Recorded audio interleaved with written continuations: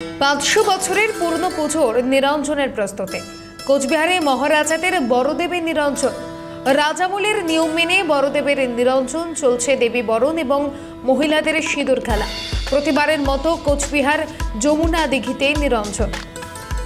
কোচবিহারে মহারাজাদের বড়দেবের নিরঞ্জন। আর এই মুহূর্তে শশীকেশ রায় আমাদের প্রতিনিধি রয়েছেন সরাসরি। শশীকেশ, ঠিক কি ছবি এই মুহূর্তে?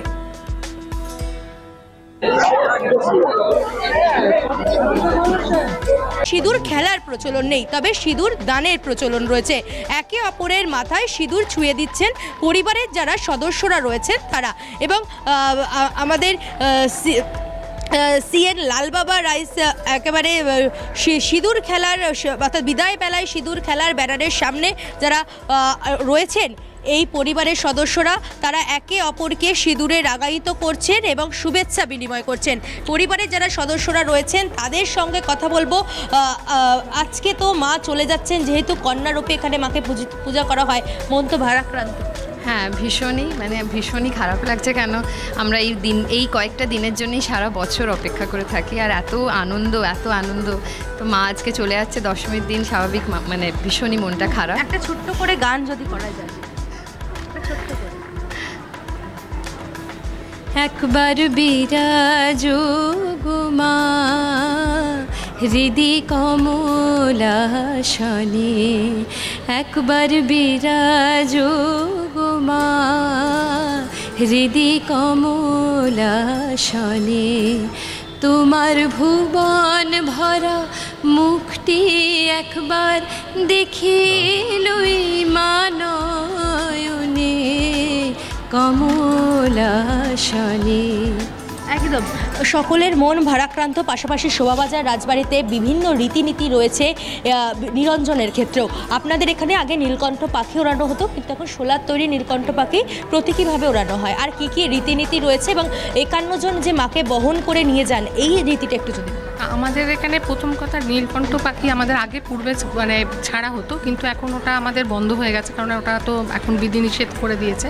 তাই এখানে সোলার নীলকণ্ঠ পাখি গ্যাস বেলুনের মাধ্যমে তৈরি করে ওই নীলকণ্ঠ পাখি যখন মাকে আমাদের বাইরের গেটে মানে দরজায় প্রবেশদ্বারের সঙ্গে মানে বের করা হয়, তখন ওটা ছাড়া হয়।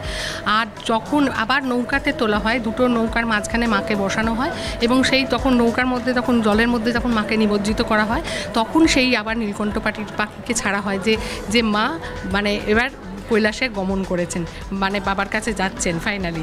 51 জন বাহক মাকে নিয়ে যান বহন করে। এই যে প্রথা, কেন 51 জন বাহকই নিয়ে যান?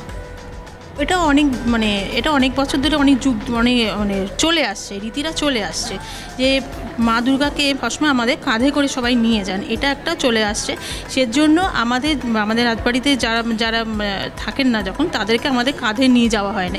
এই সিস্টেমটা আমাদের রাজবাড়িতে আছে। ওনাদের সবসময় হাতে করে এমনি নিয়ে যাওয়া হয়, শুয়ে এরকম নিয়ে যাওয়া হয়। আর মা দুর্গাকে এই 51 জন যে নিয়ে যাওয়া হয়, এটা রীতি আছে, সেজন্য এভাবে নিয়ে যাওয়া। আর বংশগতও আছে। আর এমনিতেই যখন ধরুন যারা আসতে পারছেন না, তাদের আমরা অন্য কারোকে যখন বলা হয়, কুমারটুলি থেকেও তারা লোক আসেন, যারা আসেন তারাও নিয়ে বহন করেন। পাশাপাশি যেহেতু এখানে মাকে কন্যা রূপে পুজো করা হয়, সেক্ষেত্রে এখানে রয়েছে কনকাঞ্জলি প্রথা। আমরা দেখলাম যে কনকাঞ্জলি প্রথা হলো পেছনে যারা বাড়ির মহিলারা তারা দাঁড়ালেন এবং পুরোহিত যিনি চাল দিলেন, চাল এবং মহিলা না, যার নামে যে মানে সংকল্প করা হয়, যে বছরে যার নামে সংকল্প করা হয়, তারই মানে নয় তাদেরই বংশধর, মানে তারা সেই মাকে সেই আমাদের যে মানে প্রধান পুরোহিত, সেই চাল উনি ফেলেন পেছন থেকে সোনার গিনি দিয়ে, সেই চালটা ওরা পেছন থেকে নিয়ে নেয়। যেমন আমরা মাকে বলে যাই, মানে মা আমাদের শ্বশুরবাড়ি যাওয়ার সময় আমরা কনকাঞ্জলি দিই। মায়ের ঋণ, মা বাবার ঋণ কোনোদিনই শোধ করা যায় না। আমাদের মা আমাদের বরং আমাদের সবসময় আমাদেরকে দিচ্ছেন, ভরিয়ে দিচ্ছেন। মা বাবার ঋণ কোনোদিনই শোধ করা যায় না এইভাবে। কিন্তু দেখো, একটা প্রথা তো আছে, সে প্রথা এখানে মেনে আমাদের আজকে 269 বছর মানে যে ধরে পুজো হচ্ছে, যে রাজার আমল থেকে যে প্রথা মেনে চলছে, সেই প্রথার কিন্তু একটাও আমাদের এদিক থেকে ওদিক হয়নি। সম্পূর্ণ রেশমি এখানে একটা আমার জিজ্ঞাসা আছে। উনি দীর্ঘ শত বছর পুজোর কথা বলছেন। ওনাদের আগের প্রজন্ম যেভাবে পুজো করতেন, ওনারা যেভাবে পুজো করছেন, আর নতুন প্রজন্ম যারা, তাদের কাছে এই পুজোকে ধারণ করা, বহন করে নিয়ে যাওয়ার ক্ষেত্রে উনি কি একই রকম উৎসাহ দেখতে পান, নাকি নতুনদের উৎসাহ বেড়েছে নাকি কমেছে?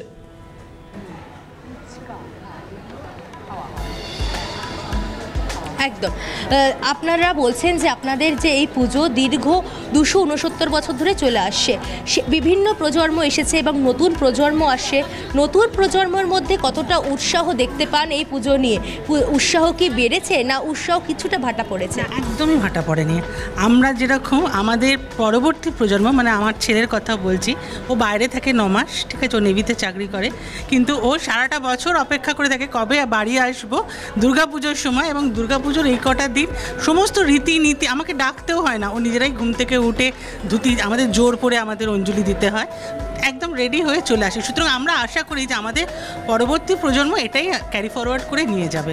পরবর্তী প্রজন্মকেও তো বিভিন্ন নিয়ম কানুনগুলো শেখানো একটা মস্ত বড় টাস্ক বলা যায়। তো সেক্ষেত্রে আপনারা কি পরবর্তী প্রজন্মকে এগুলো শেখাতে শুরু করেছেন? ওরা এতটাই মানে সিনসিয়ার যে ছোট থেকে ওরা দেখে দেখে আর শেখাবার ওদের দরকার পড়ে না, ওরা প্রতিটা পদে পদে মানে ওরা জানে যে একেবারে তাই রেশমি, এই যে নতুন প্রজন্ম তারা কিন্তু দেখে দেখে শিখেছে এবং সংস্কৃতির ব্যাপারে তারা ধারক এবং বাহক। ধন্যবাদ রেশমিকে।